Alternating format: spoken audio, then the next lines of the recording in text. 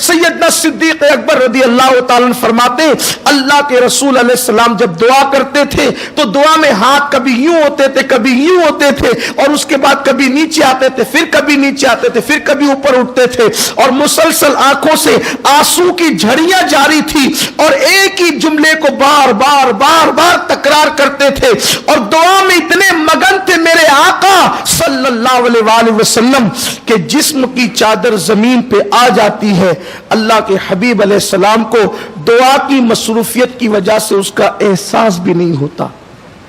حضور علیہ السلام کے بدن سے چادر زمین پہ آ جاتی ہے اور اللہ کے حبیب علیہ السلام کو احساس بھی نہیں ہوتا۔ صدیق اکبر کہتے ہیں میں نے چادر اٹھائی، سرکار کے جسم اقدس پہ ڈال دی اور عرض کی یا رسول اللہ، اللہ اپنے وعدے کو پورا فرمائے گا۔ دعا کا ایک طریقہ ہمیں یہ ملا کہ دعا میں انہماک کتنا ہو کہ ارد گرد کے ماحول سے ہم بے نیاز ہو جائیں۔ دعا کرتے وقت ہمارا چہرہ کس کو کیسا لگ رہا ہے اس کی فکر نکال دیں، ہمارے الفاظ کیا ہیں اس کی فکر نکال دیں۔ الفاظ سجا کر دعا مانگنے سے دعا قبول نہیں ہوتی، بلکہ دل کی گہرائیوں سے بے ساختہ جو جملے نکلتے ہیں وہ دعائیں قبول ہوتی۔ اور پھر دعا میں الفاظ کو بار بار تکرار کرنا یہ اللہ کو پسند ہے، ایک ہی جملے کو بار بار دہرانا۔ پھر اس کے بعد رونا، یہ دعا کے لوازمات ہے رونا، اور جس دعا میں رونا نہ ہو کم سے کم رکت جیسی صورت بن جائے، رکت جیسی کیفیت بن جائے، آنکھیں بند ہو جائے، آسمان کی طرف نگاہ نہ ہو، نگاہیں زمین کی طرف ہو، عاجزی کی انتہا کر دیں۔ اپنے اللہ کو منانے کے لیے جو الفاظ کہہ سکتے ہیں جو شریعت مطہرہ نے متعین کیے ہیں، حدود شرع میں رہ کر عاجزی کی انتہا کر دے۔ مجھ جیسا کوئی ذلیل نہیں، مجھ جیسا کوئی گنہگار نہیں، مجھ جیسا کوئی مجرم نہیں، تیرے جیسا کوئی غفار اور ستار نہیں، اس میں کوئی مبالغہ نہیں ہے۔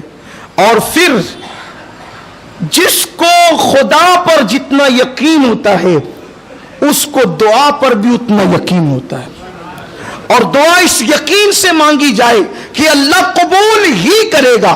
کسی سے پوچھا گیا، کسی بزرگ سے، مقبول دعا کی نشانی کیا ہے؟ فرمایا اس یقین سے مانگی جائے کہ اللہ قبول ہی کرے گا۔ جو دعا قبول ہی کرے گا کہ یقین کے ساتھ مانگی جاتی ہے، اللہ اس دعا کو قبول ہی کرتا ہے۔